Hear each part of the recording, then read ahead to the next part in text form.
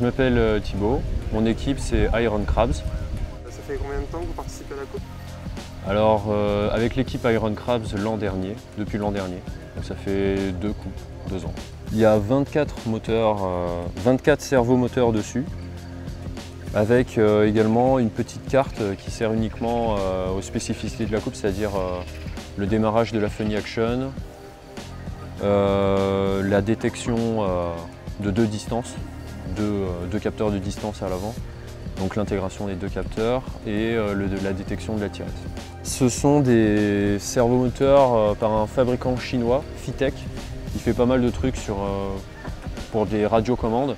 Donc en fait ce sont des servomoteurs qu'on va pouvoir chaîner les uns aux autres pour créer une grande chaîne cinématique, un bras robotique ou ce genre de choses. Donc en fait il y a 3 câbles, 2 câbles de puissance, le plus le moins, et un câble sur lequel on va communiquer avec eux. On a également du retour d'état, donc c'est des servomoteurs intelligents, on va dire.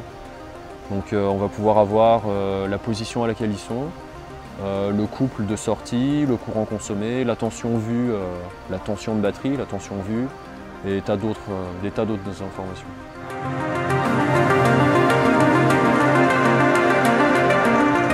Alors c'est très simple. Parce que c'était cool. Et parce que j'ai toujours voulu faire un robot à pattes. Voilà, donc 6 pattes pour démarrer, c'est pas mal. Après pour la coupe, c'est pas vraiment optimisé dans le sens où il y a beaucoup de temps de travail et de développement. Pour manipuler les éléments de jeu, avec les pattes, c'est très compliqué. Parce qu'à partir du moment où on manipule des éléments avec les pattes, certaines pattes ne participent pas au déplacement du corps pour la marche. Et donc à ce moment-là, c'est plus marcher à 6 pattes mais à 5 ou 4. Et là c'est encore plus compliqué. Il y a une Arduino Mega qui va communiquer avec les moteurs et rapatrier toutes les informations venant des moteurs et des modules esclaves. Et ensuite pour tout ce qui est l'algorithme de marche et la cinématique inverse, on va dire positionner la patte avec les bonnes poses, on a une Raspberry Pi qui est, là on la voit pas mais elle est juste en dessous en fait. Donc alors la première version n'est jamais sortie. À la base je voulais utiliser des servomoteurs classiques on va dire, sans retour d'état. Mais ça faisait beaucoup trop de câbles donc j'ai arrêté la phase de réalisation, de construction. Alors la version 2, donc la première version avec laquelle j'ai participé à la coupe était plutôt bien, j'étais vraiment content. Mais plutôt mécaniquement, on va dire bâclé, j'avais pris des raccourcis et du coup la durée de vie du robot était assez faible. Et donc cette version-là, j'ai revu beaucoup de choses.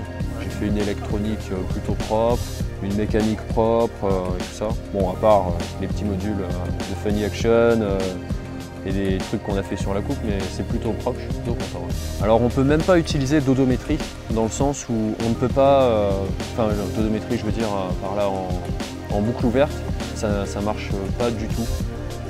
Parce que à chaque fois que la patte touche le sol, il y a à chaque fois des petits glissements et donc beaucoup de vibrations et le robot a une très grosse dérive. Il pense aller droit, mais il fait en réalité un arc de cercle assez important. À l'heure actuelle, le robot ne sait pas où il est sur la table. Après, j'ai des pistes. Par exemple, faire l'intégration d'un gyroscope juste sur un axe pour connaître le cap du robot et essayer de contrôler justement la dérive du robot. Parce que tourner, en général, il le sait plutôt bien. Il arrive plutôt bien. Du coup, juste pour le faire avancer droit et corriger en faisant une composition, donc une translation et une rotation qui compense la dérive pour vraiment essayer de l'avancer droit. Ouais, je pense que c'est une bonne technique pour essayer ne serait-ce que de faire des segments droits. Après, le test du carré, ça sera peut-être un peu plus compliqué, mais je suis fier de mon robot, ouais, c'est sûr.